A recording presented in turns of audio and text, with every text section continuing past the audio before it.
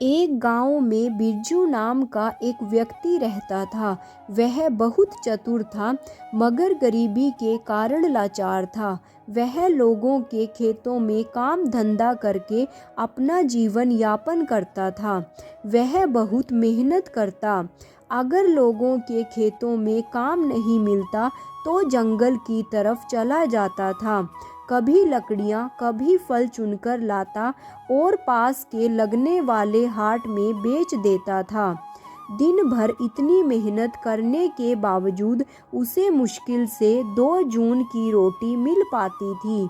वह सोचता, काश उसे कहीं से थोड़ा सा धन मिल जाए तो वह व्यापार करे और खूब धन कमाए और इस गरीबी से हमेशा के लिए छुटकारा पाए। मगर कहीं से भी उसे धन नहीं मिलता। एक बार मजदूरी ना मिलने के कारण वह जंगल की ओर लकड़ियां चुनने के उद्देश्य से जा रहा था। तभी रास्ते में उसे कुछ चमकती हुई चीज सी दिखी।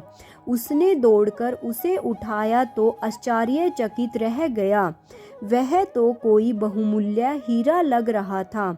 अब बिरजू की खुशी का कोई ठिकाना नहीं रहा। वह वापस घर की ओर लौट आया।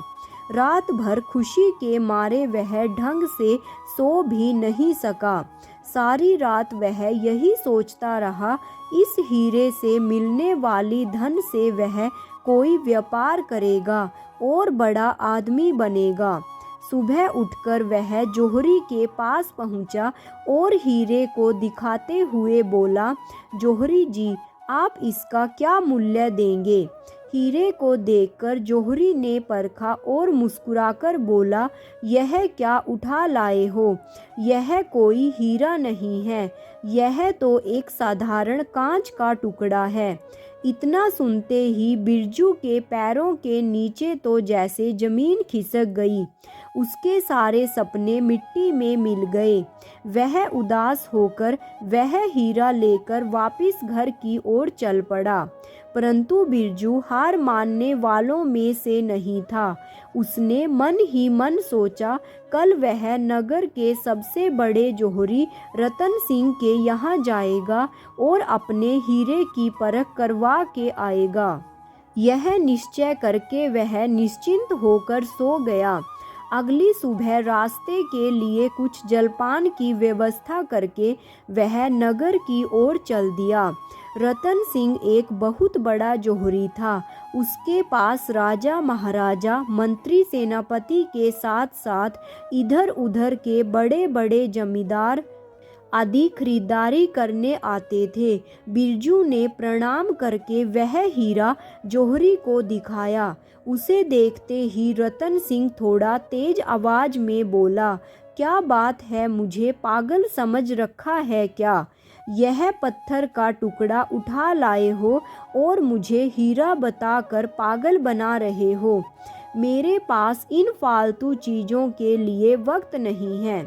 तब बिरजू ने बनावटी आश्चर्य व्यक्त करते हुए कहा, क्या कांच का टुकड़ा? नहीं नहीं, ऐसा नहीं हो सकता। यह तो हमारे खानदान की निशानी है। यह तो खानदानी हीरा है जो मेरे परदादा ने दादा को, दादा ने मेरे पिताजी को और पिताजी मुझे सौंप गए हैं। और अब थोड़ा आर्थिक समस्या भी आ गई है। मैंने सोचा घर में बहुमूल्य वस्तु होते हुए भी मैं आर्थिक संकट से जूझने से अच्छा है इस खानदानी निशानी को बेच दिया जाए। इतना सुनकर रतन सिंह ने हीरे की परख की और बोला, माफ़ करना भाई, यह कोई हीरा नहीं है, यह कांच का टुकड़ा ही है। मैं तो इतना पारखी हूँ कि किसी भी रतन हीरे को सिर्फ देखकर ही बता सकता हूँ कि यह कितने मूल्य का होगा।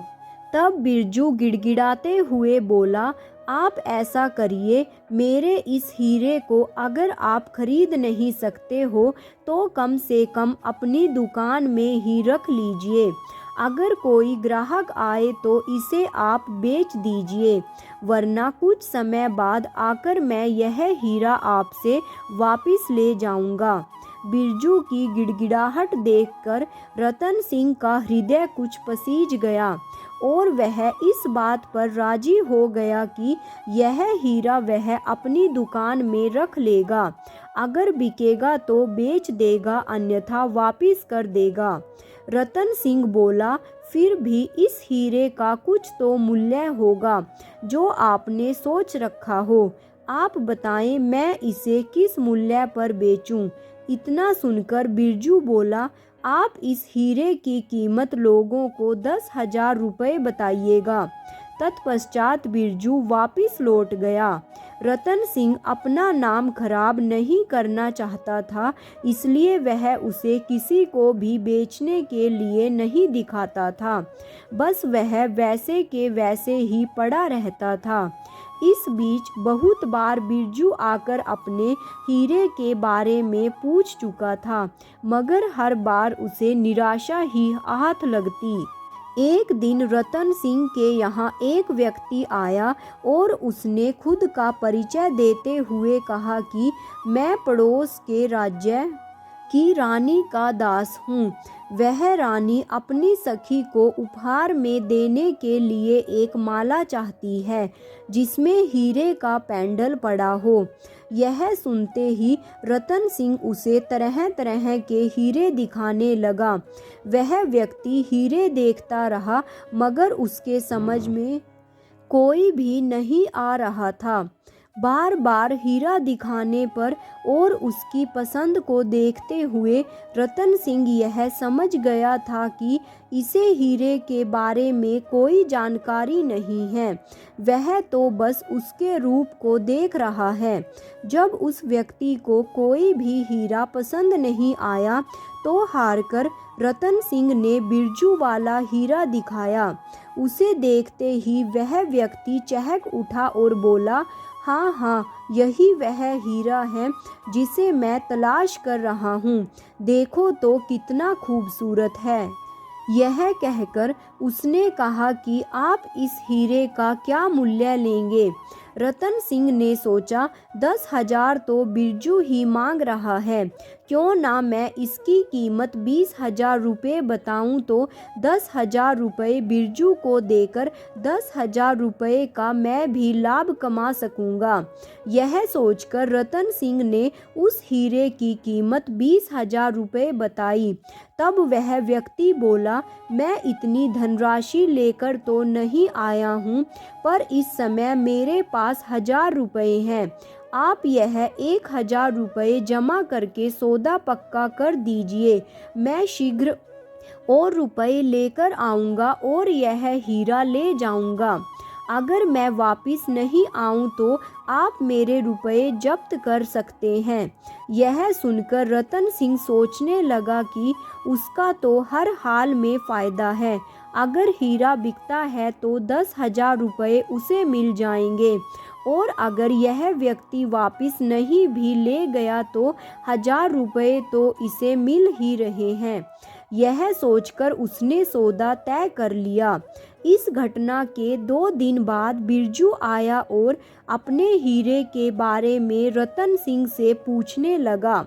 रतन सिंह बोला, अभी तो नहीं बिका है। तब बिरजू बोला, आप मेरा हीरा वापस कर दें, क्योंकि मैंने सुना है एक व्यापारी किसी हीरे की तलाश में इधर उधर भटक रहा है। मैं अपना वह हीरा उस व्यक्ति को बेच दूंगा और बाद में उचित मूल्य प्राप्त करूंगा। यह सुनकर रतन सिंह सोचने लगा, अगर मैं यह हीरा बिरजू को वापस कर दूंगा तो मुझे 10,000 रुपये की हानि होगी। इससे अच्छा है मैं यह हीरे की धनराशि बिरजू को वापस कर दूं।